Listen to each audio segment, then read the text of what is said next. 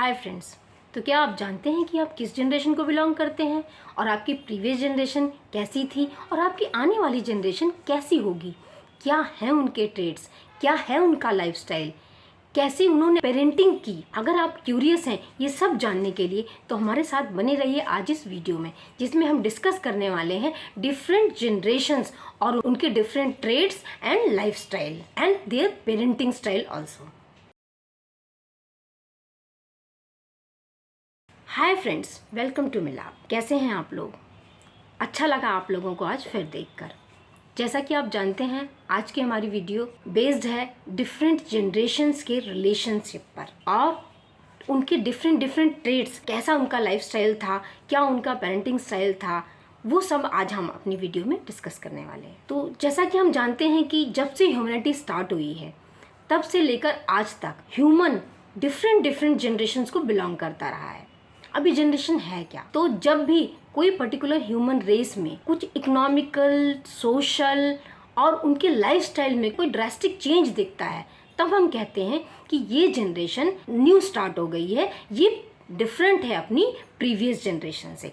ऐसे ही जनरेशन्स बनती हैं और अप्रॉक्सीमेटली हर 20 ईयर्स 25 ईयर्स पर एक न्यू जनरेशन का जन्म होता है, क्योंकि इतना टाइम काफ़ी होता है एक पर्टिकुलर ह्यूमन रेस के लिए कि वो अपने सोशल, इकोनॉमिक एंड लाइफस्टाइल में एक बड़ा चेंज कर पाती है।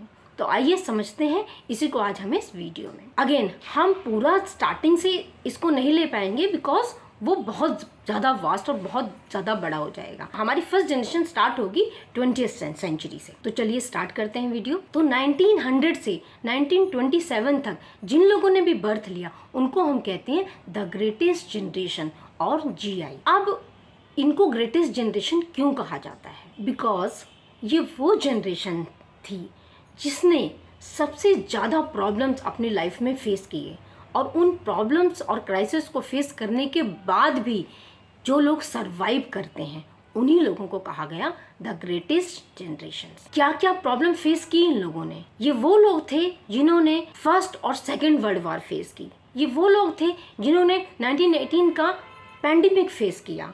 ये वो लोग थे जिन्होंने 1929 का द ग्रेट डिप्रेशन फेस किया। काफ़ी लोगों ने वर्ल्ड वॉर में पार्टिसिपेट किया और काफ़ी लोगों ने उसको फेस किया। Because of all these problems इनकी जो सोशल और इकोनॉमिक कंडीशंस थी वो इतनी पुअर थी कि इन लोगों को अपने फैमिली को सपोर्ट करने के लिए बहुत ज़्यादा हार्ड वर्क करना पड़ता था। और इन्हीं रीज़न की वजह से ये लोग जो थे बहुत ही हाई वैल्यूज वाले लोग थे। आइए समझते हैं कि इनके ट्रेड्स क्या थे। अगेन क्योंकि इन लोगों ने दो वर्ल्ड वॉर देखी थी, उसमें फाइट किया था, उसको फेस किया था, इसलिए पैट्रियोटिज्म तो इनका फर्स्ट ट्रेड था जो इनमें बहुत ज्यादा कूट कर भरा हुआ था। They were very patriotic, hard working, loyal, ethical, motivated and modest. और एक जो बहुत जरूरी ट्रेड था इस जनरेशन का वो सारे के सारे बहुत ज़्यादा प्रूडेंस सेवर थे और वो नेचुरल भी था बिकॉज इतनी सारी क्राइसिस फेस करने के बाद उनकी इकोनॉमिक कंडीशंस बहुत ही वीक थी। अगर उनके पास बहुत हार्ड वर्क करने के बाद जो भी उनके पास मनी होता था उसको बहुत ही वाइजली वो खर्च करते थे अपनी फैमिली, अपने ऊपर उन्होंने बहुत ज़्यादा ध्यान नहीं दिया। ये जनरेशन बहुत ही ज़्यादा सेक्रीफाइसिंग जनरेशन थी जिन्होंने अपनी फैमिली को सपोर्ट करने के लिए ही अपना पूरा लाइफ लगा दिया। अब आइए समझते हैं कि इनका लाइफस्टाइल और पेरेंटिंग स्टाइल क्या था। ये वो एरा था जब वर्ल्ड वाइड पूरी वर्ल्ड में मेडिकल फैसिलिटीज बहुत ही वीक थी और जिसकी वजह से मोर्टेलिटी रेट बहुत हाई थी। हालांकि बर्थ रेट भी उतना ही हाई था, बट अगेन उसमें से 30-40 चिल्ड्रंस जो होते थे फैमिली में वो टाइम होने से पहले ही फैमिली को छोड़ देते थे because of high mortality rate. फिर भी फैमिली बहुत बड़ी हुआ करती थी और उसको सपोर्ट करने के लिए इन लोगों को बहुत हार्ड वर्क करना पड़ता था, जिसकी वजह से इनके पास इतना टाइम नहीं होता था कि अपने बच्चों को कुछ सेपरेट टाइम दे सकें। उनके ओवरऑल डेवलपमेंट में इन लोगों ने बहुत ज़्यादा पार्टिसिपेट नहीं किया, बट येस जो इनकी वैल्यूज़ थी वो ज़रूर इनके चिल्ड्रन में इनहेरिट हुई थ्रू देम। तो ये थी फर्स्ट जनरेशन 20th सेंचुरी की जो हमने अभी डिस्कस की। अब हम आते हैं सेकेंड जनरेशन पर। तो सेकेंड जनरेशन को कहा जाता है साइलेंट जनरेशन, जो स्टार्ट होती है 1928 से 1945 तक। मीन्स 1928 से 1945 तक जिन लोगों का भी बर्थ हुआ उन लोगों को कहा जाता है द साइलेंट जनरेशन। अब इस जनरेशन को साइलेंट जनरेशन क्यों कहा जाता है? बिकॉज जैसा कि आपने देखा कि जो इनकी प्रीवियस जनरेशन थी बहुत ज़्यादा क्राइसिस से गुजरे थे वो लोग, जो इनका भी जो डेवलपमेंट हुआ था, इनकी भी जो नर्चरिंग हुई थी वो बहुत ही पुअर स्टेटस में हुई थी। तो इन लोगों को हमेशा सिखाया गया था वो हाई वैल्यूज़ जो इनकी प्रीवियस जनरेशन की थी वो इनके अंदर दी गई। ये बहुत ही traditional, cultural, social, ethical and self sacrificing लोग थे। ये अगेन इन्होंने भी बहुत हार्ड वर्क किया अपनी फैमिली को सपोर्ट करने के लिए। तो आइए समझते हैं इनका लाइफस्टाइल कैसा था और कैसे साइलेंट वर्ड इन लोगों के साथ, इन जनरेशन के साथ जुड़ गया। तो ये वो लोग थे जिन्हें ये सिखाया गया कि रिवोल्ट नहीं करना है और इन्होंने कभी रिवोल्ट किया भी नहीं। इन्होंने ना कभी अपने वर्क प्लेस पे, ना सोशली, ना इकोनॉमिकली कहीं पर भी किसी भी चीज़ के लिए रिवोल्ट नहीं किया। जो इन्हें कहा गया इन्होंने चुपचाप वो किया। अगेन ये सिस्टम के साथ चले, इन्होंने कभी भी सिस्टम के अगेंस्ट कुछ नहीं किया। तो फैमिली को सपोर्ट करने के लिए इनको बहुत ज़्यादा हार्ड वर्क करना पड़ता था, जिसकी वजह से इनके पास भी बहुत टाइम नहीं होता था।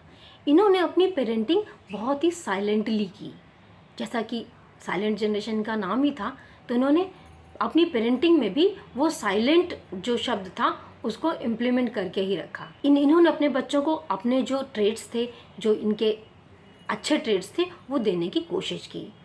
इन्होंने अपने बच्चों को high values, hard working, ethical, honesty, ये सब कुछ अपने बच्चों को अंदर पास ऑन करने की कोशिश की। तो और ये चुपचाप अपनी ज़िंदगी सर झुकाकर जीते रहे। अब हम देखते हैं कि इनकी नेक्स्ट जनरेशन कैसी थी। तो अब हम लेते हैं अपनी नेक्स्ट जनरेशन जो स्टार्ट होती है 1945 से 1964 तक। जिन लोगों का भी बर्थ इस पीरियड में हुआ उन लोगों को कहा जाता है बेबी बूमर्स। अब most of the baby boomers जो थे उन्होंने एक फ्री एटमॉस्फेयर में जन्म लिया, बिकॉज ये वो एरा था जब most of the countries free हो गई। मोस्टली जो कंट्रीज पहले थी वो किसी न किसी की स्लेव थी। मोस्ट ऑफ द कंट्रीज जो वर्ल्ड में थी वो ब्रिटिशर्स की स्लेव ही थी। ये वो एरा था जिसमें मोस्टली कंट्री फ्री हुई।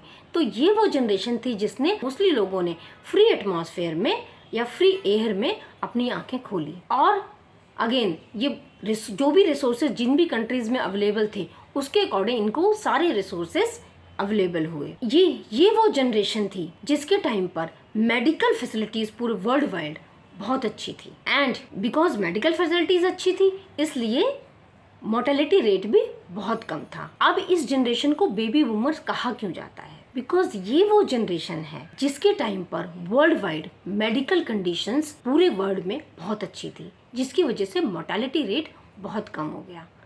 और उसका रिजल्ट ये हुआ कि पूरे वर्ल्ड में पॉपुलेशन का एक विस्फोट हो गया, पॉपुलेशन बर्स्ट हो गई। इसी रीजन से इस जनरेशन को कहा जाता है बेबीज बूमर्स, जिन्होंने बेबीज का बूम किया वर्ल्ड वाइड। बिकॉज जैसा कि हमने कहा है कि इस जनरेशन के मोस्टली लोगों ने एक फ्री कंट्री में अपनी आंखें खोली। अगर इनके ट्रेड्स की बात करें तो ये लोग बहुत ज़्यादा strong, straight forward, self centred, motivated, hard working and high values वाले लोग थे। They were not the prudence saver. वो प्रूडेंस सेवर नहीं थे बिकॉज लास्ट 2 जनरेशन से ये ट्रेड चला आ रहा था जो इनकी जनरेशन में चेंज हो गया। ये मनी को जो भी ये अर्न करते थे उसको बहुत ही अच्छे से अपने ऊपर, अपनी फैमिली के ऊपर खर्च करते थे। अगेन ये लोग सेल्फ सेंटर्ड और डिप्लोमेटिक भी थे। बिकॉज अगर आप उस एरा को देखें जिस एरा से बिलोंग करते थे तो वर्ल्ड वाइड उस एरा में आप देखेंगे कि बहुत ज़्यादा डाइवोर्सेस हुए और रीमैरिजेस भी हुई। बिकॉज ये वो जनरेशन थी जो बिलीव करती थी कि हमें अपनी लाइफ के साथ कभी भी कॉम्प्रोमाइज़ नहीं करना चाहिए, हमारा लाइफस्टाइल अच्छा होना चाहिए। अब हम समझते हैं इस जनरेशन का पेरेंटिंग स्टाइल क्या था। ये वो फर्स्ट जनरेशन थी जिसने अपने बच्चों की तरफ बहुत ही ज़्यादा अटेंशन पे की। उनकी ओवरऑल डेवलपमेंट में, उनकी स्टडीज़ में, उनके कल्चरल डेवलपमेंट में, उनके सोशल डेवलपमेंट में, इवन उनके ओवरऑल डेवलपमेंट में इस जनरेशन ने बहुत ज़्यादा पार्टिसिपेट किया। ये जनरेशन अपने चिल्ड्रंस के लिए बहुत ज़्यादा केयरिंग थी। So because of lack of expertise ये जनरेशन अपने बच्चों के लिए उतना सब कुछ नहीं कर पाई, उस तरह से डेवलपमेंट नहीं कर पाई जो इनकी आगे वाली जनरेशन्स ने किया। बट स्टिल इन्होंने अपने बच्चों के लिए बहुत ज़्यादा हार्ड वर्क किया और ये उनके लिए बहुत ज़्यादा केयरिंग थे। तो ये थी हमारी 3 जनरेशन्स जो 1900 से 1964 तक थी। आशा करती हूँ आपको कंटेंट पसंद आया होगा और आप इसे ज़रूर लाइक, शेयर एंड सब्सक्राइब करेंगे। तो बने रहिए हमारे साथ। जल्द ही नेक्स्ट वीडियो में हम नेक्स्ट 3 जनरेशन्स टिल नाउ 2023 तक, नेक्स्ट 3 जनरेशन्स थी आफ्टर बेबी बूमर्स, उनको हम कवर करेंगे। Thank you so much.